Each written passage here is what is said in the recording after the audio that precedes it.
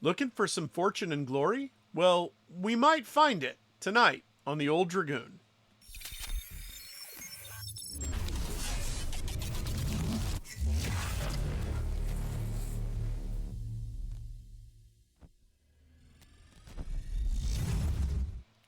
Welcome back to the Old Dragoon. Tonight, we're talking about TSR's The Adventures of Indiana Jones role playing game. This has been considered, by some, to be one of the worst role playing games ever written. And I'm here to tell you, that's just not true.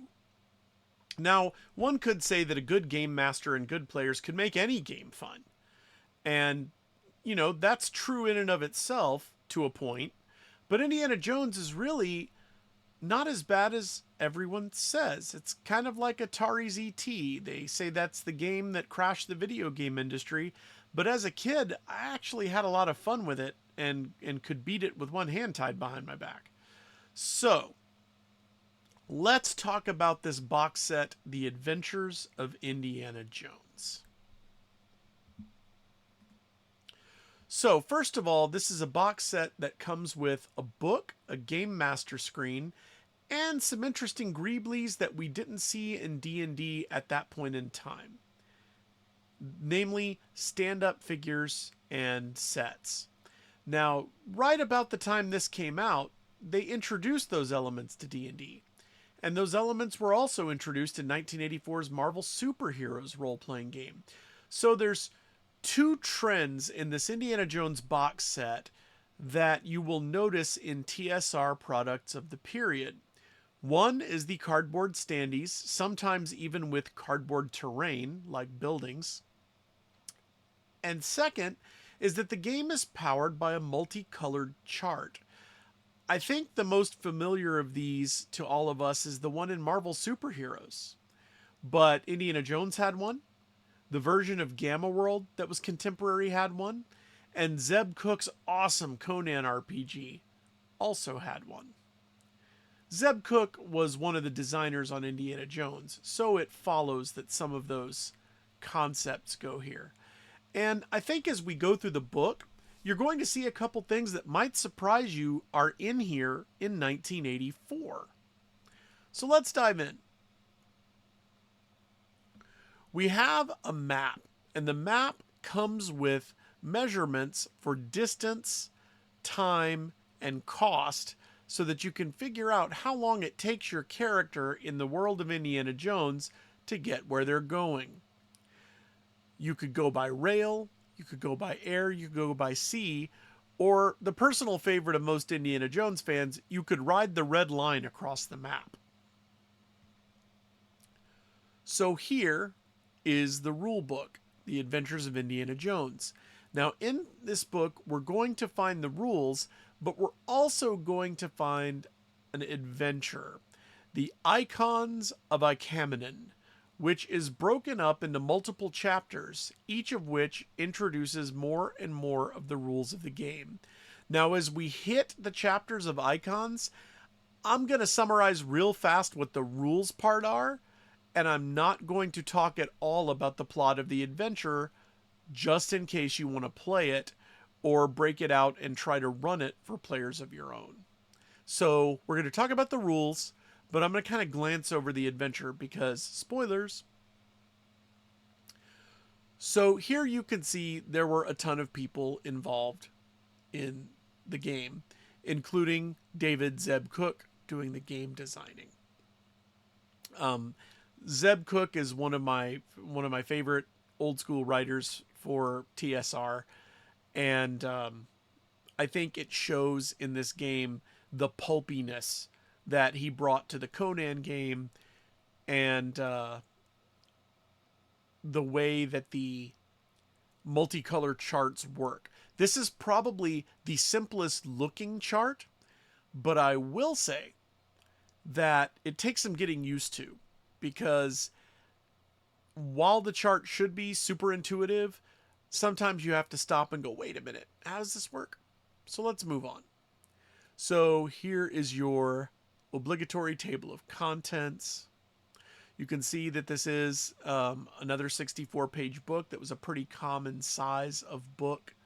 during this time, saddle stapled cardstock cover, much like most TSR products of the era, discounting the AD&D hardbacks. So, we jump into an introduction that talks about Indiana Jones. It sets up a little short piece of fiction with some things that are going on with Indy. It's very Indy-esque. And then we jump into how to play the game. So there's some examples here of kind of what goes on in a role-playing game, a basic explanation of how that works, a list of what's included. That was also pretty standard in all the TSR games.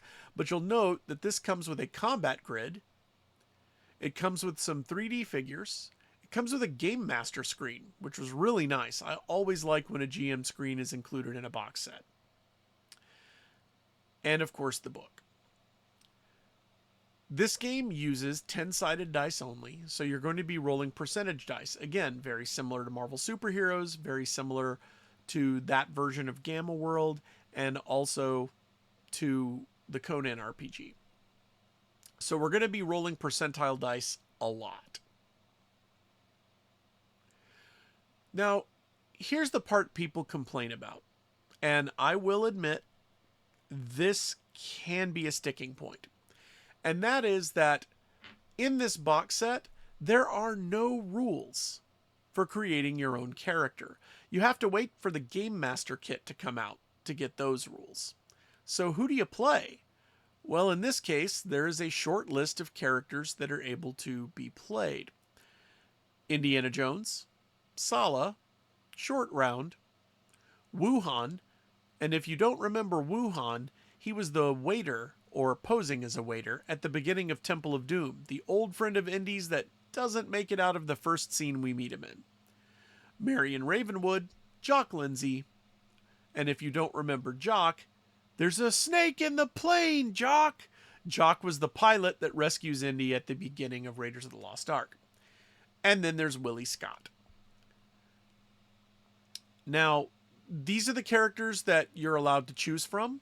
And as you might imagine, when we were kids, there was always an argument over who got to be Indy. Now, in recent years, I have played this game multiple times at North Texas RPG Con, both as a GM and as a player. And I will say that sometimes the person playing Indy is the least interesting player at the table. Because you know what to expect from Indy, and Indy is the straightforward adventurer. It's the other players that take the supporting characters that really get into it and chew the scenery. In fact, one of my good friends, shout out to Randy, plays Willie Scott nearly every time we play Indiana Jones, and she does such a great hysterical Kate Capshaw. It's brilliant. So, these are the characters that you can play, and that's it. You gotta pick up that GM kit if you want to make your own characters. So the characters, of course, have attributes, just like any other game, although this is a different set from any other TSR game. You've got strength, movement, prowess, backbone, instinct, and appeal. So 6 ability scores, just like D&D, but they cover some different ground. They're rated from 1 to 100, and we move on from there. To roll an attribute check, you simply roll the percentile dice and try to get less than your attribute. However, circumstances can modify the attributes. Something that works to your advantage will double your attribute. Something that makes something more difficult will half your attribute. And something that is extremely difficult will reduce your attribute to 1/4. Now, because different results depend on how far below your attribute you roll, that's where the chart comes in. So you also have lucky breaks and bad breaks. When you roll a 1 to a 5, no matter what else you're doing with the chart or reducing or increasing your attribute scores, you get a lucky break. Something cool happens to your character. If you roll a 96 to double odd, no matter how easy or how high the attribute, that's a bad break and something unfortunate, but interesting for the story happens. Lucky breaks and bad breaks will never cause character death, but they will cause things to get more or less complicated. So strength is what it says on the tin. How physically strong is your character? Movement is the distance you can move, but it's also used to determine movement related things like jumping or how fast you are in a foot chase, things like that. Prowess is your fight coordination, punching, shooting, etc. Backbone is kind of your willpower. Come on, show a little backbone, will ya? Instinct, again, what it says on the tin. When your character has to make a roll to anticipate something's going to happen or to notice something, or that's an instinct check. And appeal is your charisma. You roll against that when you are dealing with NPCs, trying to persuade people or talk your way past a guard. So here is the first part of the Icon's adventure. It simply goes through how attribute checks work and what the die rolls and referencing the die rolls is going to look like. Now, what's interesting is one of the characters that is mentioned here is Marcus Brody. There is no PC sheet for Marcus, although I kind of wish there were. And what I like about that idea is that this was written in 1984, when Temple of Doom and Raiders were the only two Indiana Jones films. Marcus had not yet become a buffoon. He was still the character you remember from Raiders of the Lost Ark, who doesn't have any of the comic relief attributes that Marcus in Last Crusade does. I love the film Last Crusade. I hate what they did to Marcus Brody. Anyway, Marcus is mentioned, but unfortunately you can't play him. I have fixed that in some of my games. I have created Marcus as a playable character, and I always tell the players, play him like Marcus in the first movie, and of course they play him like Marcus in Last Crusade. So we jump into explanations of combat. You are immediately going to see that this game is much, much pulpier than, say, D&D. This game is designed to play like an Indiana Jones movie. Therefore, there's no initiative. When you decide who goes first, the GM just asked, hey, who wants to go first? If the players can't decide who goes first, or they all want to act simultaneously, you check against movement to see who goes first. And the way that works is not a simultaneous roll. The character with the highest movement score is going to toss percentile dice, and if they succeed, they go first. If they fail, the character with the next highest movement score will make that same check. And if they succeed, they go first. And so forth, down the list of movement scores until the players can all agree who goes first. So initiative is very fluid. It almost always is in the favor of the players. And then you make an attribute check. Whatever you're trying to do in this game, it's an attribute check. Skills are here, but they're really not something separate from the attribute check. You determine the level of damage. That mostly comes from the success or failure of the attribute check. Now, some weapons do modify the damage that you land up or down, but generally, the better your roll to hit, the more damage you will do in general. And then you determine the damage location. Pretty simple. Locations are important in this game because unlike D&D where you have a finite number of hit points, you can take multiple wounds of multiple severities all across your character's body. It's not the years, it's the mileage. So your character can actually suffer injuries that aren't common in D&D. Your character could have a leg or an arm injured or put out of commission. Your character can also get the holy hell beat out of them and still be standing, which is very pulpy, very cool. Hit location is determined by flipping the attack roll around. and checking the chart. So when you make the attribute check, you're looking for the level of damage. You look on the chart and there are colors. Light, medium, and serious are the types of wounds.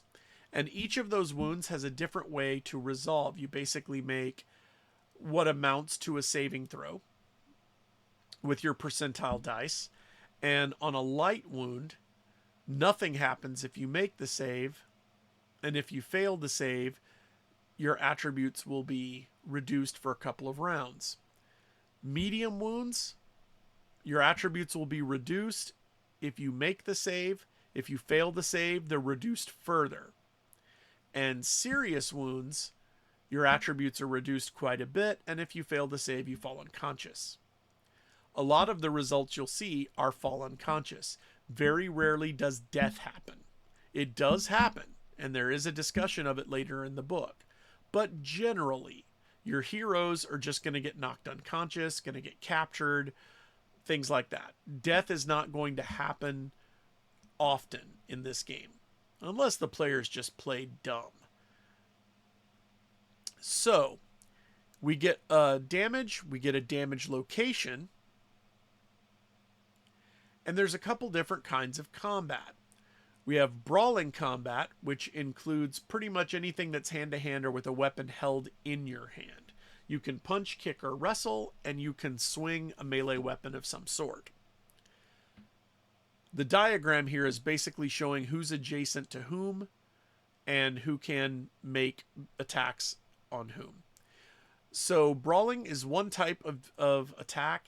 Brawling damage is much less serious than shooting damage. Shooting is the other kind of attack, and that damage is much more serious and doesn't shake off as easily.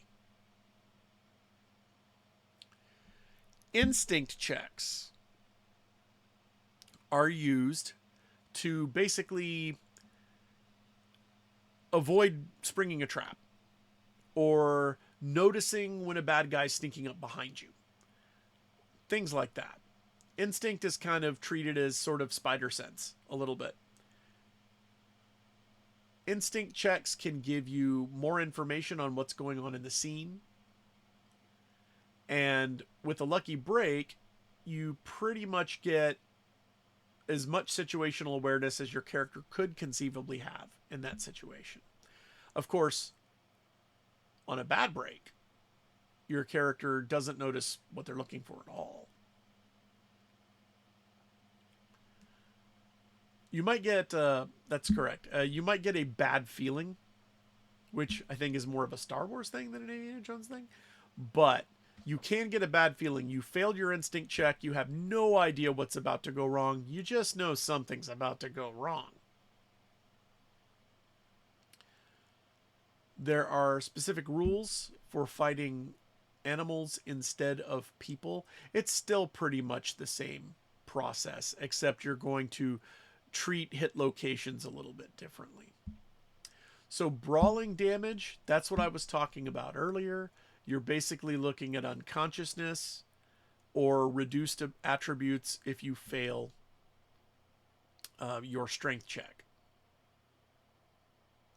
Wrestling, you can get holds and grapples, a little bit like Marvel superheroes.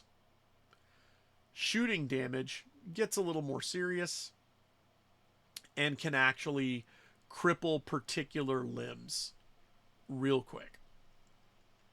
You can take multiple wounds. If they're to different parts of the body, you kind of treat them separately. If you take multiple wounds to the same part of the body, there is a list of how they affect each other. And then at the end of the wounds section, it just mentions unconsciousness. Like I said, death is very rare. There's a section on how to heal. And what's funny is that shows up in Murphy's Rules. If you've ever heard of, it was a running comic that got compiled into a book about role-playing game rules that are just WTF. And one of the things is the healing rules in Indiana Jones don't specifically call out what wounds can't be healed, say a massive deadly head wound. So by the book, Murphy's rules claimed that, yeah, if your head got cut off, you could just grow one back. That's funny, but GMs usually have a little more common sense and will make a ruling on something like that. Now, here's one of the concepts that I was surprised to see when I went back and revisited this game popping up in 1984. It's the goon and villain rule. This is very similar to the Mook rules in Feng Shui or the rules in a whole lot of games recently, where unnamed villains, the sort of faceless Cobra legions or what have you, have a different set of rules than the named villains. Savage Worlds is a great example of this. You've got extras, and then you've got wild cards. And the extras go down like cordwood, and the wild cards are a little harder to deal with. Indiana Jones had that concept all the way back in 1984. We have another episode of the Icons. This explains how fight scenes work. So movement. Movement in the Indiana Jones game is measured in squares and areas. This game had a 5-foot square combat grid. Will be pretty familiar to players of more modern versions of D&D. But it also has rules for areas, much in the same way Marvel Superheroes uses areas.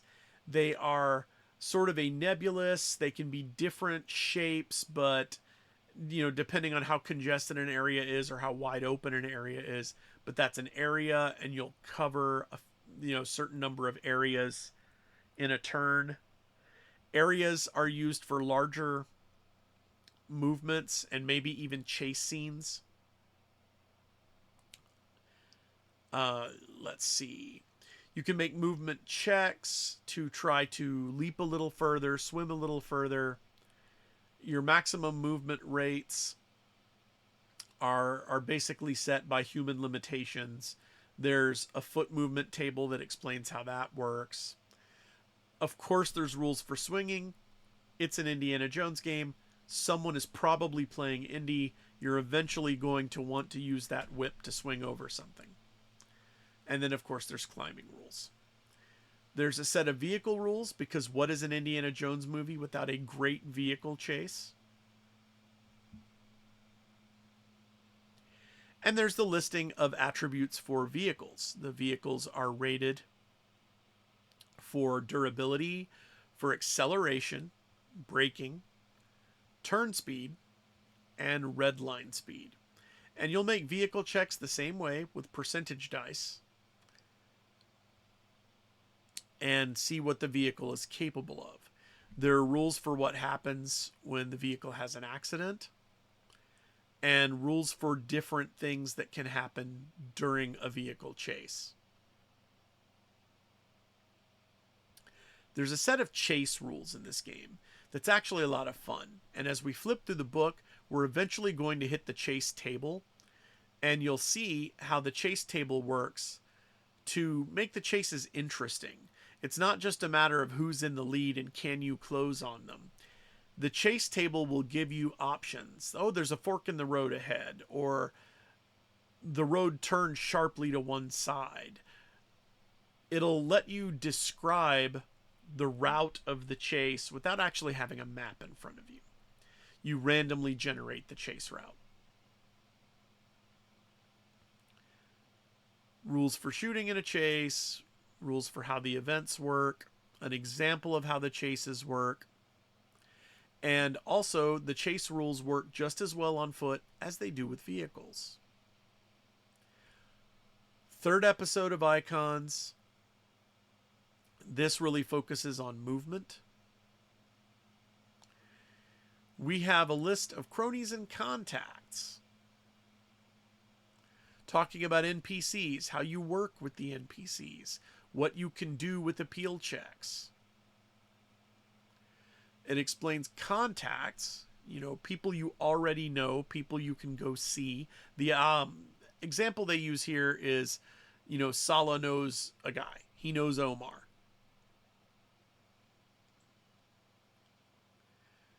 Some various tactics for villains, rules for alcohol. Marion Ravenwood is going to want to drink someone under a table. This has the rules for how it works. Also very pulpy. You can get really drunk and it will reduce your attribute ratings, but you do have a chance to just shake it off when things get real. Another episode of Icons. This one introduces you to the player GM dynamic. So before, it was you, the reader, playing or reading against the book. In episode 4, you introduce the GM player dynamic. So you'll need at least one other person if you're going to follow this through the way it was originally written. Now here are your knowledges. This is what takes the place of a skill system. And you use the knowledges when you make attribute checks. The knowledges can make a check easier than if you do not have the knowledge. So the knowledges listed here: archaeology, driving, entertainment, explosives, first aid, heavy weapons, hot wiring, karate, lockpicking, mechanical, medical, parachuting, photography, picking pockets, piloting, sailing, and surveying. Now you'll notice most of these skills are things that are possessed by the PCs that are included in the box set. Duh, right? I mean, of course they would write it that way. There's really no extraneous knowledges. Nothing that the characters really don't have. Someone has one of these. You know, Sala has surveying and Jock has piloting. In the Game Master's Kit, you'll get a little bit more guidance on how to create characters that aren't the ones included here. So you can create additional areas of knowledge. Here's the gear section. And you'll notice things like weapons are pretty simple. Like blackjack, range personal, combat brawling, severity +2. So you will be adding 2 levels of severity to the damage you do when you land a blackjack attack. Now, since there are only 3 levels of severity, that means the blackjack is going to be causing the target to roll versus just passing out, which is pretty accurate to the pulp genre. So there's a set of weapons and equipment. There's a set of vehicles. And then some general stuff. Flashlights, radios, explosives. We go in to the danger rating section. Now this is where traps and fires and pits and all that sort of thing will be statted. And it's a really clever mechanic. Something that's dangerous will have a danger rating. You roll against that on a D%, and that is the percentage chance of the situation, object, trap, what have you, causing damage to a character. Danger ratings can go over 100. And what that means is that you'll roll at least twice. Once is against the 100 points of that danger rating, and it's almost guaranteed to do some damage. And then you roll against the remainder. So, if there's, say, an explosive set with 160 danger rating, you'll roll against 100, and then you'll roll against 60.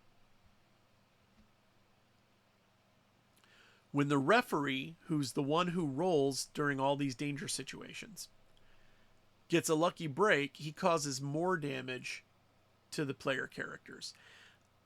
I'm not exactly sure I like that implication, because that really sets up the idea that the GM is adversarial to the players. Oh, I got lucky, you got hurt.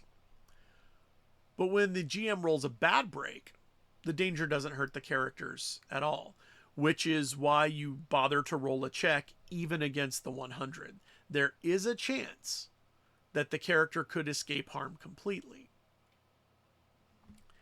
We get rules for falling, for drowning, fires. You could pretty much use this to build Pitfall in a role-playing game, role-playing game media, right? You could use the rules for the fires, you could use the rules for the pits, you could use the rules for swinging across or jumping on alligator heads with movement checks. But anyway, I digress, and I'm really showing my age with that one. Explosives rules, poison rules, all of the sorts of things we see in the first two Indiana Jones movies. We also get rules for irrational fears. Willie with the bugs, Indy with the snakes, and later on Indy's dad with the rats. So there are rules for what those fears can do to your character when they appear. Rules for supernatural events, because what's an Indiana Jones movie without a little bit of the supernatural? And then some advice on building your adventures. Player points. This is something else I was surprised to see in a 1984 game design. Although, now that I think about it, Karma sort of did this in Marvel Superheroes. Player points are sort of a distant ancestor to metacurrencies in modern games, bennies in Savage Worlds, or momentum in 2D20. So player points are awarded for role-playing and for accomplishing goals, and then they are spent to reduce incoming damage. So you can use the player points to stay on your feet longer, stay unimpaired longer, and basically be more heroic.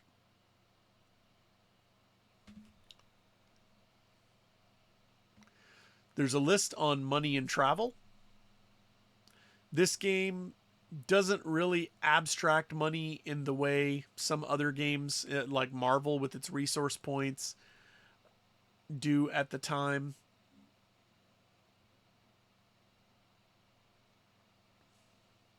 There's still a dollar value attached to things. Here is the section of the world of Indiana Jones. It's got some historical events for the decade of the 1930s and some places of interest. Archaeological sites of the world, different places that you can visit. I think this was really useful back then because we didn't have the internet. We couldn't just Google stuff. You'd have to go to the library, check out books, do real research. So this gave a lot of ideas of places that you could send characters and things that they could check out. And once it makes you aware of them, then it's much easier for you to go to your public library and look up more information on these things. There's a section for referees that explains how adventures are run. Here is where we finally get to character death. And it says it's pretty rare. It also explains that if a player gets really, really upset that their character just died, that you can come up with a pulpy, fudgy way to bring the character back. The important thing is to have fun. There's some advice on creating an adventure from scratch, because this line was supported by modules. But you're not always going to have a module you haven't played yet. So here's how to make your own adventures. I really wish Character Gen was in here too, but there is a section on creating adventures and creating NPCs.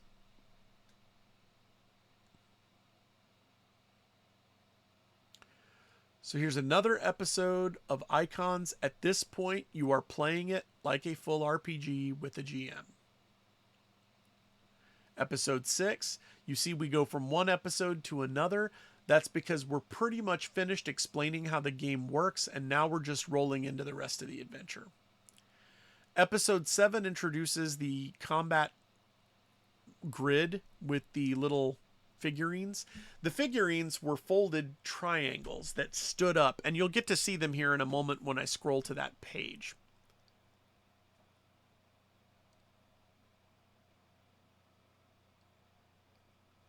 And we finally get to the end of icons. At that point, we go to some of the other stuff in the box, like how to build the figurines and the scenery. So there's some instructions on how to do that. I have a box full of this scenery. I printed it from the PDF scan and made a whole bunch of it. And an index. Here is that chase flowchart I told you about.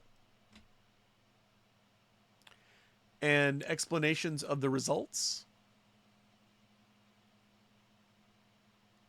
Notice that you can run into hazard spots where something dangerous shows up and you have to deal with it before you go on to the next chase circle. And here's our chart. Again, it's much simpler looking than the Marvel Superheroes chart, or the Gamma World chart, or the Conan chart. It looks pretty straightforward, but the thing that you have to remember is that each of those columns represents your ability score modified, except of course for normal. You see the 2 levels to the right of normal, which are for more difficult rolls, and then the 1 column to the left, which is for the easier rolls. So you roll the dice versus your attribute, compare it to the legend on the left, and look it up on the column that matches the ease of the current roll. Where they intersect is what happens. You need at least a blue result to succeed at something, and then when you're looking for damage, blue is a light wound, yellow is a medium wound, and orange is a serious wound. 1 to 5 is always a lucky break. There's a listing for how much info you pick up on an instinct roll and how NPCs react to you on an appeal roll. That's pretty much the full mechanics of the game, more or less, all summed up in a table.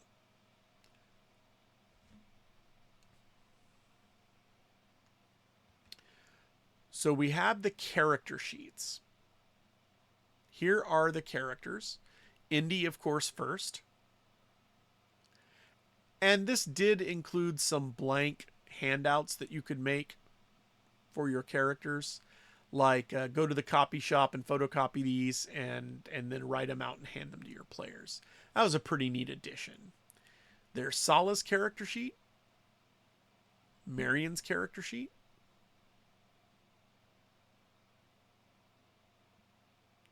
Short Round and Willie.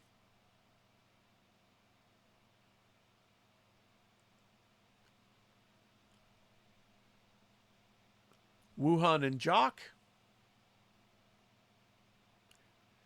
And then a character sheet for an NPC that you created. This is the graphic side of the Game Master screen. It was really cool. Illustrations. The GM screen itself has a bunch of suggested modifiers for attribute rolls, some suggestions for bad or lucky breaks, the action results for locations, list of equipment and costs, the grenade scatter diagram, which shows up in almost every TSR game of the period. And then your movement and vehicle speeds. Here's the combat grid that came with the game. And here are the scenery pieces. And there's a good example of one of the fold-up figurines, the native. You'll see there's 3 sides, one of which is the character from the back, and then on either side is a side view. So when you fold it up, the front of the figurine is sort of the point of the triangle.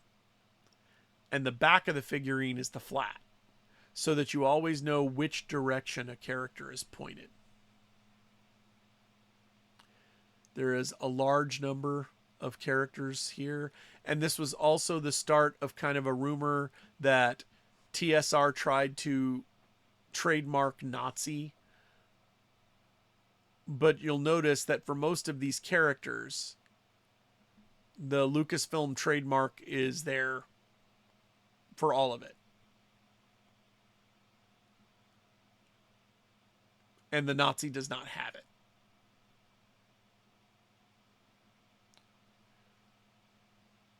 So there's the back of the box. And that is the Adventures of Indiana Jones. Again, people complain about the lack of character creation rules. And yes, that's a problem, but it is fixed in the GM's kit. The system itself can actually be a lot of fun. It's not complicated. And since it uses the color code chart, it's pretty easy to explain to a new player once you remember how the chart works. It comes with the neat little props and character standees. For instance, my son, when we play games and it's a theater of the mind game, like say old school D&D, whenever I ran D&D Basic or D&D Expert, I really never used a combat map. It all took place in the characters' heads. He never could wrap his head around that very well. But whenever we lay out a map with miniatures or playing pieces, that he grasps. So I can see where this would be a good gateway game, especially because it's an IP most people are familiar with. Now, the greatest gateway game ever, in my opinion, was West End's D6 Star Wars. But this isn't a bad game to try to get people into role-playing with. And I really don't think it's a bad game at all. It's not what people make it out to be. Again, it's run almost every year at North Texas RPG Con, and there's always a full table with a few people on a waiting list. It's really strangely popular for a game that's said to be that bad. If you can find a copy, and they're out there, I would recommend picking them up, not just for the nostalgia factor and to grab another piece of old school TSR history, but also because you could have fun playing it, especially if your friends are willing to jump into character and chew the scenery as people from the Indiana Jones movies.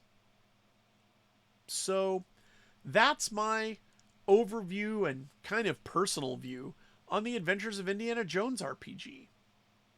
And now that I'm talking about it, since I leave for North Texas in 2 days, I'm really kicking myself for not running an Indiana Jones game this year. This year I'll be running FOSS's Star Trek and First Edition Shadowrun. So, let me know in the comments. Have you played Adventures of Indiana Jones? And if so, what did you think? Is it as bad as people say, or did you actually have a good time? Until next time, when we're going to talk about the Palladium Fantasy Role-Playing Game, remember, character is what you are in the dark. This has been the Old Dragoon. Good night.